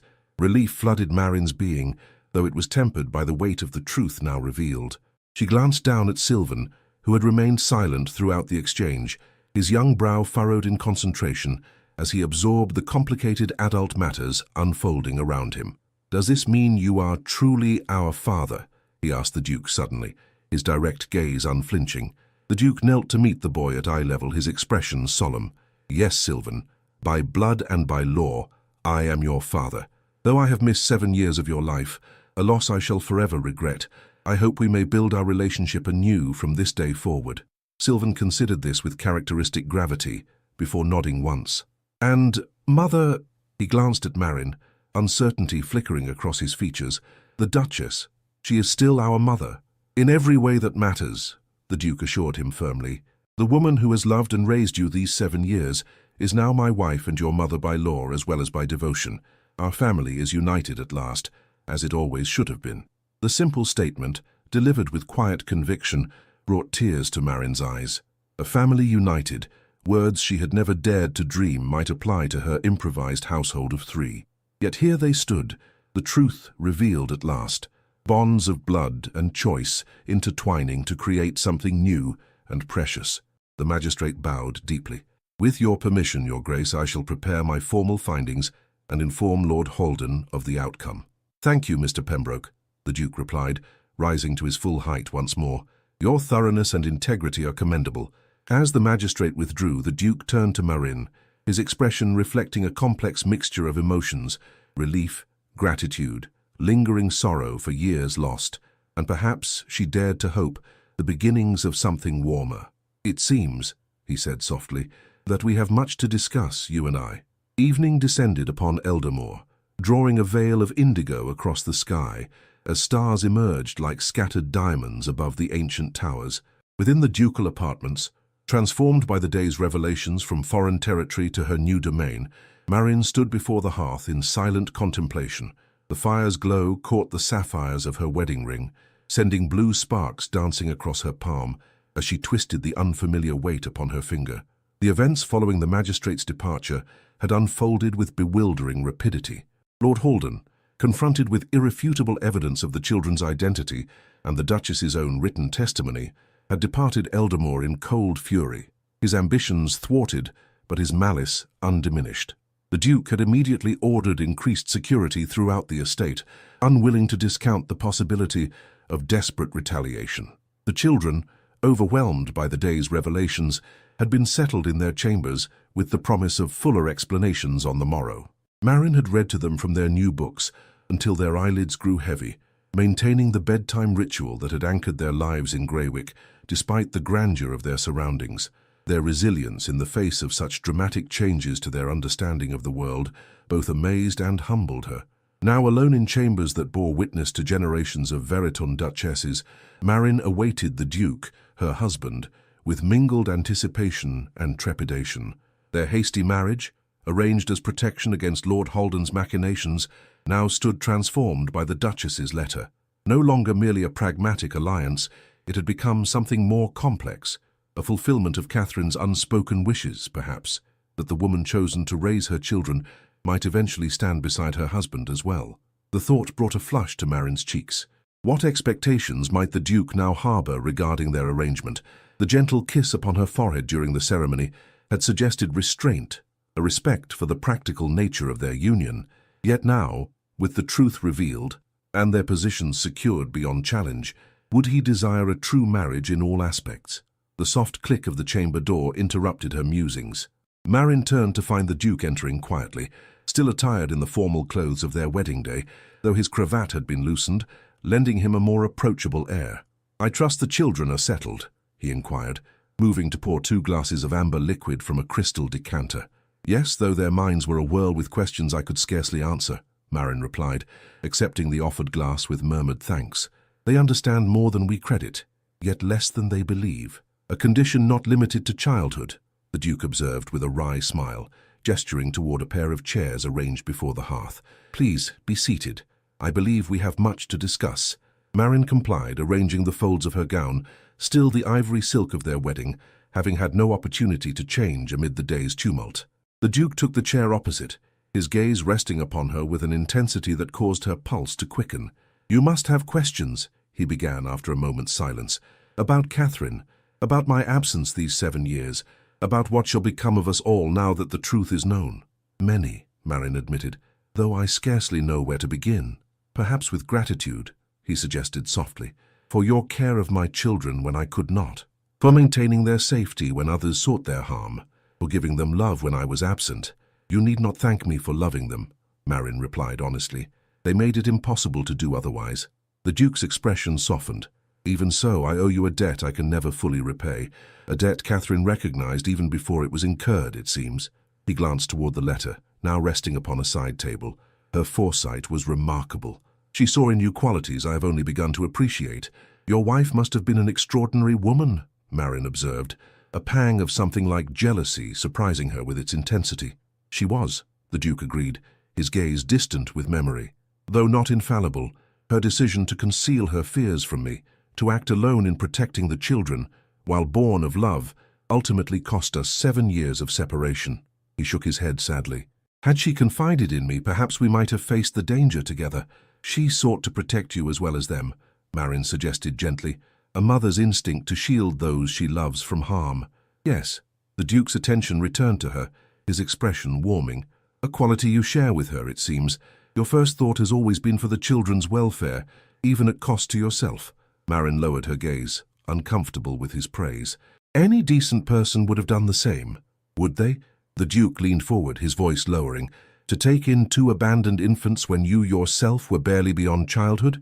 To raise them as your own, despite the whispers and suspicions that must have followed? To defend them against a duke and his power when he appeared to claim them?" He shook his head. "No, Marin. Your actions transcend common decency. They speak of exceptional character, the very quality Catherine recognized when she entrusted her most precious treasures to your care." The use of her given name, spoken with such evident admiration, brought heat to Marin's cheeks. "You are generous in your assessment, your Kaelin," she amended, the intimate address still unfamiliar upon her tongue. "Not generous, merely observant."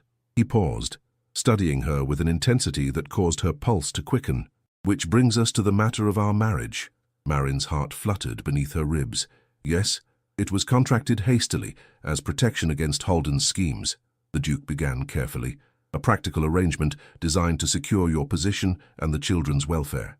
"I understood its purpose," Marin assured him, though a flicker of disappointment threatened at his clinical description. "Its purpose, yes." The Duke set aside his untouched drink, rising to pace before the hearth. "But circumstances have changed substantially since our vows were exchanged. The children's identity is established beyond question. Your role in their salvation is confirmed by Catherine's own hand. Our marriage, once a tactical necessity, now stands revealed as something providential." Marin's breath caught at the implication in his words. Providential. He turned to face her, firelight casting half his features in warm illumination, while the other remained in shadow. Catherine chose you to raise our children should misfortune befall her. By what design of fate do I now find you not merely their guardian, but my wife as well? He moved closer, his expression intent. It suggests a pattern beyond mere coincidence, does it not? Perhaps, Marin allowed, her heart beating a rapid tattoo against her ribs, though one might argue it was your proposal that set this pattern, not fate. My proposal, he echoed, a smile touching his lips.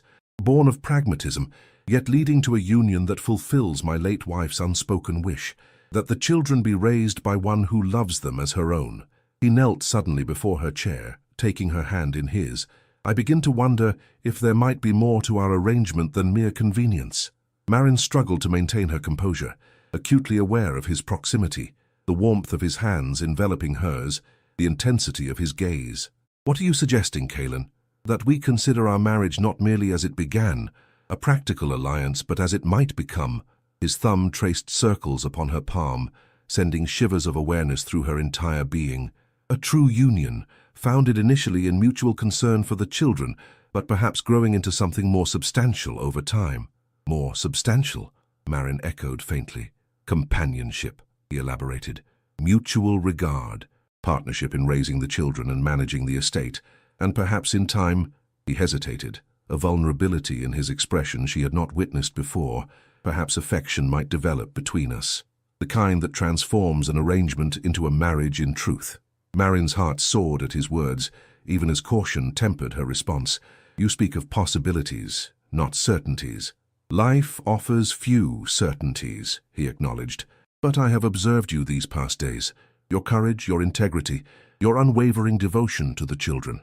These qualities command my deepest respect. He paused, his gaze holding hers steadily. Respect upon which stronger sentiments might be built, given time and opportunity. And if such sentiments fail to develop? Marin asked, needing to understand the parameters of what he proposed. What becomes of us then? Then we remain as we are, partners in raising the children, bound by mutual respect, if not deeper attachment. His expression grew serious. I would not press unwelcome attentions upon you, Marin. Our marriage may have begun unconventionally, but I am determined it shall be honorable in all aspects. The sincerity in his voice touched her deeply. You are a good man, Kaelin Veritan, she said softly. Better than I dared hope when first we met. A smile touched his lips. And you are an extraordinary woman, Marin Larkwood, or Veritan as I should now say, one I am privileged to call wife, whatever form our marriage ultimately takes. He rose then, releasing her hand with evident reluctance. I have arranged for adjoining chambers until we determine the nature of our relationship. My valet has been instructed to prepare the connecting rooms for my use. You shall have privacy and time to adjust to your new position. The consideration inherent in this arrangement, respect for her comfort, rather than insistence upon his rights as husband, confirmed Marin's growing estimation of his character. Thank you, she said simply, for your patience and understanding. It is the least you deserve. He moved toward the connecting door, pausing with his hand upon the latch. Rest well, Marin. Tomorrow begins our new life as a family, the four of us united at last, as Catherine would have wished. With that he departed, leaving Marin to contemplate the extraordinary turn her life had taken in mere days, from village seamstress to duchess, from solitary guardian to wife and mother, within a family united by both choice and providence. The fire crackled softly in the hearth, its warmth enveloping her like a promise. Outside, stars wheeled above Eldermoor's ancient towers, bearing witness to endings and beginnings, to secrets revealed and futures yet unwritten. Marin touched the sapphire ring upon her finger, no longer feeling it as a foreign weight, but as a symbol of possibility, of a life she had never imagined might be hers, but which now stretched before her with unexpected hope. Spring arrived at Eldermoor with gentle insistence, coaxing crocuses from the earth and tender buds from dormant branches. The rose garden, barren during Marin's first encounter with Lord Holden months before, now promised abundant blooms, as gardeners moved among the canes, pruning and tending with practiced care. From her position on the terrace, Marin observed the transformation with quiet pleasure, finding in nature's renewal a reflection of the changes within her own life. 6 months had passed since the revelations that had established the twins' identity beyond question, and transformed a marriage of convenience into something far more meaningful. Lord Halden, his ambitions thwarted by the Duchess's letter, had retreated to his estate in the north, his influence diminished by the scandal of his attempted manipulation.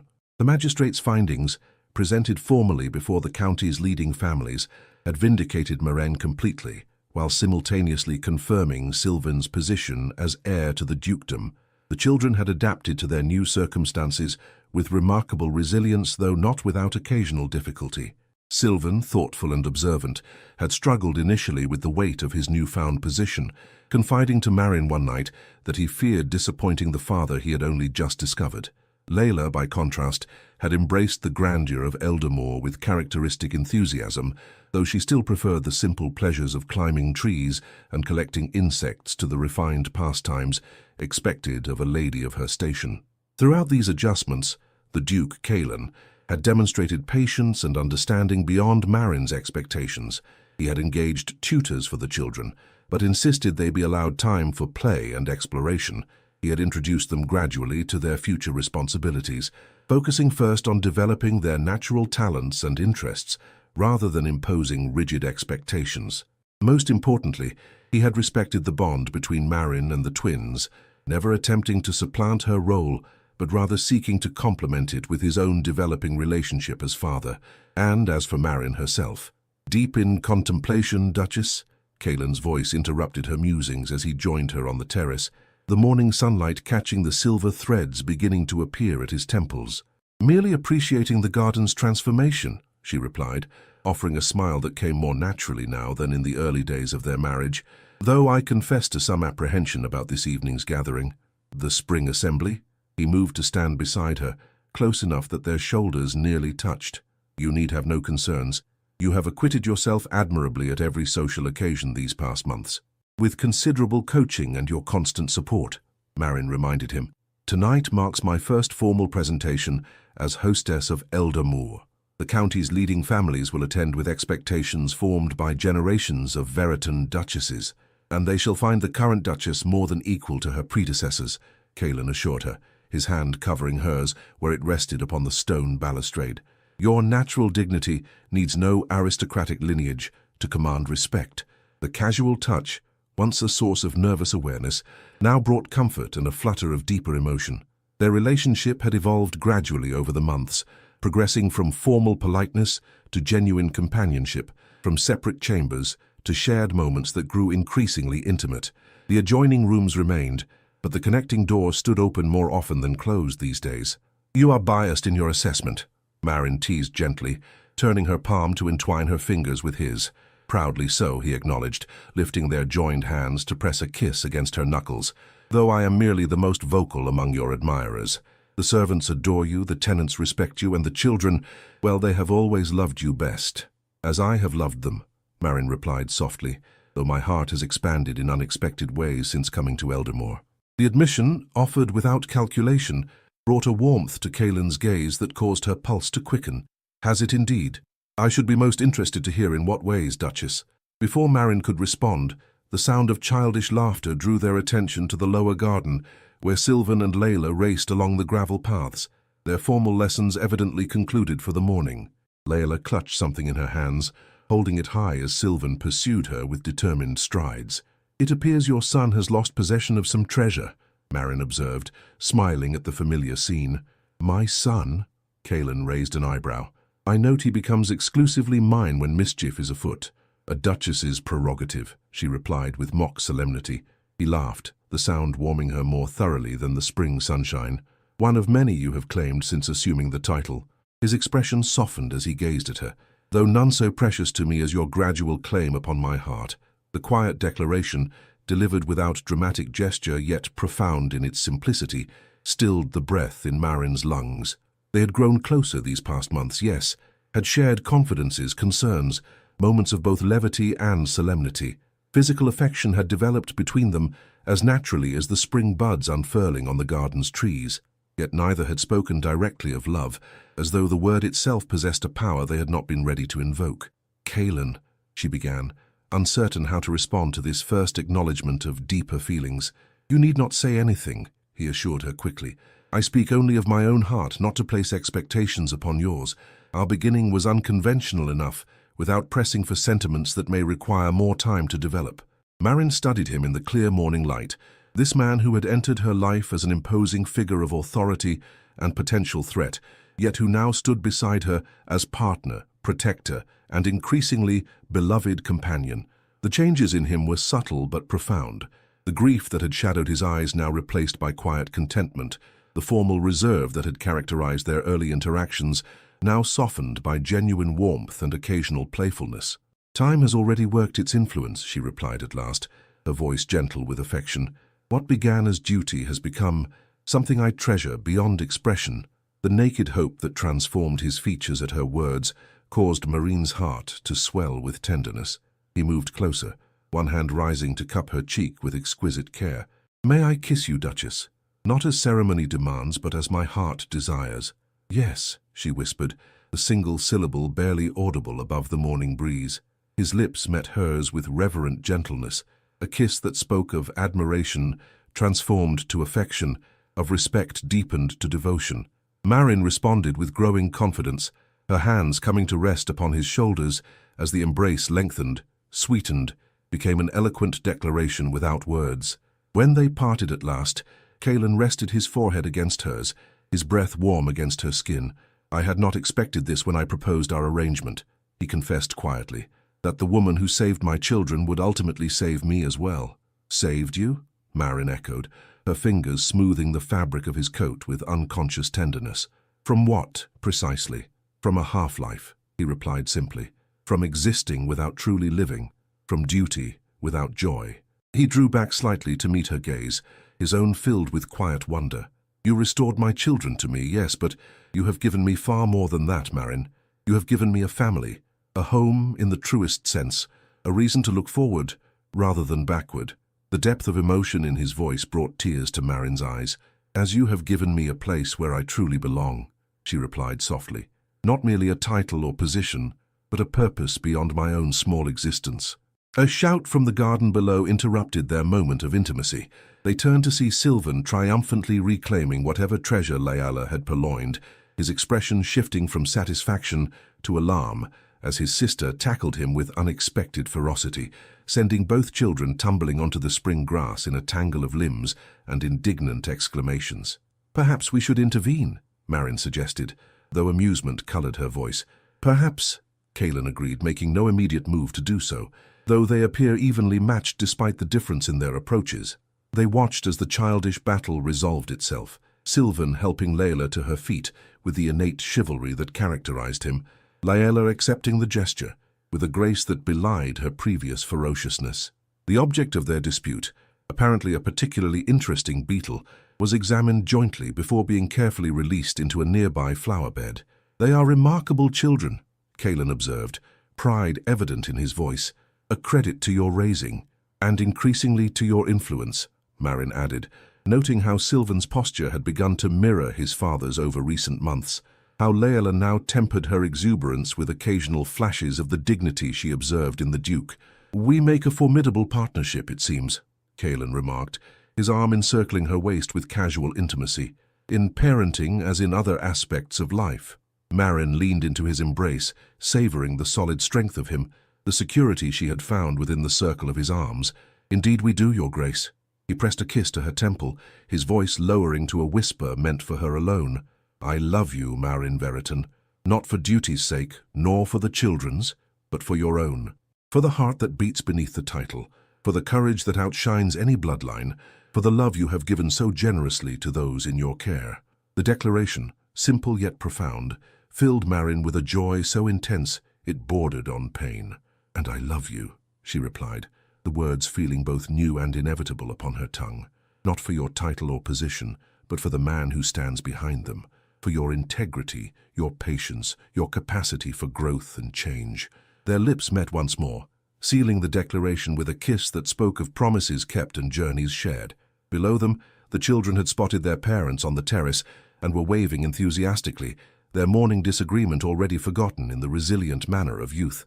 Marin waved back, her heart full as she gazed at the family she had never dared to imagine might be hers, a family formed not merely of blood, but of choice, of circumstance transformed by love, of separate paths converged into a single journey, from humble seamstress to duchess, from solitary guardian to beloved wife and mother.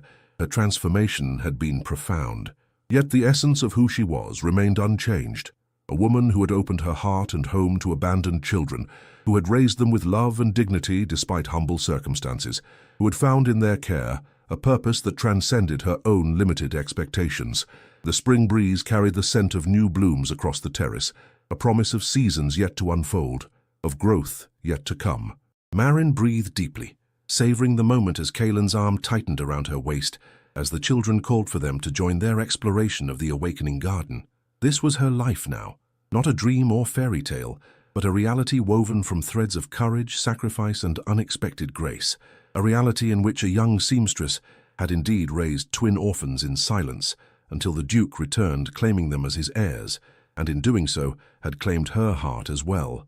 In this tale of love and sacrifice, we discover the profound truth that family is not merely defined by blood, but forged through the sacred bonds of devotion and choice. Marin's journey reminds us that true nobility resides not in titles or wealth, but in the courage to love selflessly, to protect fiercely, and to persevere through life's darkest storms. The seamstress who mended garments also wove together the torn fragments of a broken family, demonstrating that our humble acts of love can create legacies far greater than we might imagine. When we choose to open our hearts and homes to those in need, we may find ourselves transformed in ways we never anticipated, elevated not by circumstance but by the dignity of our own compassion. The Duke's evolution teaches us that pride must sometimes yield to humility, that the willingness to see beyond appearances reveals treasures of character we might otherwise overlook. In recognizing Marin's worth, he discovers that true partnership transcends social boundaries, finding in her simple integrity a nobility that no title could bestow. Perhaps most powerfully, this story reminds us that providence often works in patterns we cannot discern until we look backward from a place of understanding. What seems like chance, two orphaned children left at a humble door, may in fact be the first stitch in a tapestry of redemption and love that continues to unfold throughout our lives. May we all find the courage to be like Marin, to love when it's difficult, to persevere when the path is unclear, and to recognize that sometimes the family we're meant to have is the one we choose to build, one selfless act at a time. Dear listeners, if this tale of love, sacrifice, and unexpected grace has touched your heart, we invite you to share in our storytelling journey. Subscribe to our channel to ensure you never miss our weekly Victorian romances, each crafted to transport you to a world where honor still matters, where love conquers social boundaries, and where courage transforms ordinary lives into extraordinary legacies. Leave a comment sharing which moment in Marin and Kaylin's story resonated most deeply with you. Was it her selfless decision to raise the orphan twins, the Duke's growing recognition of her true worth, or perhaps the revelation that brought their family full circle? Your thoughts inspire our future stories and connect us as a community of romance enthusiasts. And if you know someone whose heart would be warmed by this tale of redemption and love, please share it with them. For in stories, as in life, the most precious gifts are those we give freely to others. With heartfelt gratitude from all of us at Victorian Romance Audio Stories, we thank you for joining us on this journey through the twists of fate that transformed a humble seamstress into a duchess, not by magic, but by the enduring power of love.